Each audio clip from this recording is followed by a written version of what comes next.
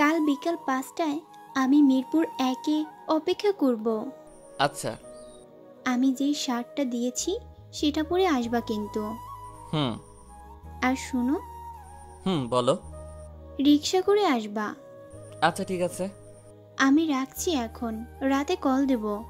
আর শোনো, কষ্ট করে অন্তত ফোনটা রিসিভ করো। হুম। ফোনটা রেখে চেয়ারটাতে হেলান দিয়ে বসলাম। খুব খিদা পেয়েছে। কিছু না পেয়ে হাতের কাছে পানির বোতলটা পেলাম। এটা দিয়েই আপাতত কাজ চালাতে হবে। ইলমার বলা সময় মতো ওর দেওয়া শার্টটা পরে বের হলাম। পকেটে আছে একটা 50 টাকার নোট, একটা 20 টাকার নোট আর একটা 5 টাকার পয়সা। ভাড়া লাগবে 40 টাকা, বাকি থাকে 35 টাকা। 35 টাকা দিয়ে আজ রাতের খাবারের ব্যবস্থা করব ঠিক করলাম। গন্তব্যস্থলে এসে দেখি ইলমার সাথে ওর বান্ধবী মিতাও আছে। আমাকে দেখে বলল, আরে সাজিদ ভাইয়া, কেমন আছেন? ভালো। তুমি? ভালো। তারপর মিতা ইলমাকে আমার সামনেই বলল, ইলমা দেখ, আমার বিএফ এই আংটিটা আমাকে গিফট করেছে। সাজিদ ভাইয়া, আপনিও দেখেন তো, সুন্দর না? সুন্দর জিনিসকে সুন্দর বলতে হয়, কিন্তু আমার এটা দেখে গলা শুকিয়ে গেল। মিতার বিএফ ওকে হীরার আংটি দিয়েছে, কিন্তু ইলমাকে গত 1.5 বছরে কিছু দেওয়া হয়েছে কিনা ইতিহাস ঘাটাঘাটি করতে হবে। তারপর ইলমা হঠাৎ আমার হাতটা ধরল। হঠাৎ এরকম করার কারণটা বুঝলাম না। হাতটা ধরে যেটা বলল তা শুনে আমি ভ্যাবাচ্যাকা খেয়ে গেলাম। ও বলল, এই শোনো না, আমারও বসুন্ধরাতে একটা আংটি পছন্দ হয়েছে, কিনে দিবা? কি বলবো বুঝতে পারছি না। যদি ইলমা একা হতো তাহলে কিছু একটা অজুহাত বলতে পারতাম, কিন্তু এখন সামনে ইলমার বান্ধবী। যদি আমি এখন না করে দেই তাহলে ইলমা আমার সাথে নিশ্চয়ই রিলেশন ব্রেকআপ করে দিবে। তখন আমার কি হবে? যা হবার হবে, বলেই ফেললাম। আচ্ছা দিব। কবে দিবা? তুমি যেদিন বলবা সেদিন। তাহলে এক্ষুনি চলো। এখনই? হুম। বলেই ইলমা মিতাকে বাই বলে আমার হাত টানতে টানতে নিয়ে যাচ্ছে। ভাবছি ওকে এখন বলবো যে, ইলমা আমার কাছে টাকা নাই, কিন্তু বলতে ভয় করছে। চুপ করেই ওর সাথে হেঁটে চলছি। তারপর রিক্সা নিল, কিন্তু রিক্সাওয়ালাকে বলল নিউ মার্কেট যেতে। মনে হয় রিংটা নিউ মার্কেটে দেখেছে। নিউ মার্কেট পৌঁছে গেলাম। ইলমা রিক্সা থেকে নেমে আমাকে নামতে বলল। নেমে ভাড়া ইলমা মিটিয়ে হাঁটা দিল, কিন্তু আমার এগোচ্ছে না। আচ্ছা, ইলমা কি সেটা খেয়াল করছে না? ও তো জানে আমার কাছে টাকা নেই। ইলমা আমার হাতটা ধরে হাঁটছে। হাঁটতে হাঁটতে ফুটপাতে একটা দোকানে নিয়ে এসেছে। এখানে অনেক কিছুই বিক্রি করছে, যেমন কানের দুল, চুড়ি, পায়েল, আংটি, আরও অনেক কিছু, কিন্তু সবগুলোর দাম 50 টাকার মধ্যে। তারপর আমি জিজ্ঞাসা করলাম, এখানে কেন? আমার আংটি লাগবে না, একটা পায়েল কিনে দিবা? আমি কথাটা শুনে ওর দিকে তাকিয়ে আছি। মনের মধ্যেকার চিন্তাটা নিমেষে হারিয়ে গেল। মেয়েটা আমাকে খুব ভালোবাসে আর খুব বুঝে আমাকে। কি ব্যাপার, দিবা না? আমার কাছে 35 টাকা আছে। তারপর ইলমা দোকানদারকে জিজ্ঞাসা করলো, ভাইয়া, পায়েল প্রতি পিস কত? 30 টাকা পিস আপা। দোকানদারকে একটা ধন্যবাদ দিতে ইচ্ছা করছিল। তারপর ওকে একটা পায়েল কিনে দিলাম। রাতের খাবারের টাকাটা শেষ হয়ে গেল। সেটার প্রতি আমার কোনো আফসোস নেই, কারণ ওর হাসিটা এর চেয়েও বেশি দামি আমার কাছে। আমি আর ইলমা বসে আছি। ওর পায়ে পায়েলটা বেশ মানিয়েছে। ইলমা আমার কাঁধে মাথা রেখে বলল, টাকা আছে? আমি চুপ করে রইলাম। ইলমা বুঝলো আমার কাছে টাকা নেই।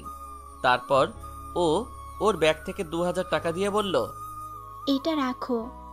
মেয়েটার কাছ থেকে এর আগেও অনেক টাকা নিয়েছি, তাই লজ্জা লাগছিল। সেজন্য বললাম, না না, আমার টাকা লাগবে না। বাহ, বেশ বড়লোকি দেখাচ্ছ, রাখো বলছি।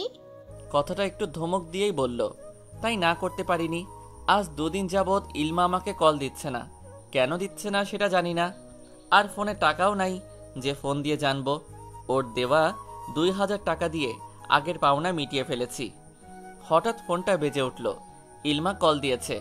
রিসিভ করে বললাম, কেমন আছো? ভালো, সরি। কেন? 2 দিন কথা বলতে পারিনি, আসলে বাড়িতে খুব ঝামেলা হচ্ছে। কি ঝামেলা? বিয়ে নিয়ে। কথাটা শুনে আমার ভিতরটা মোচড় দিয়ে উঠল। তারপর কাপা গলায় বললাম, তোমার?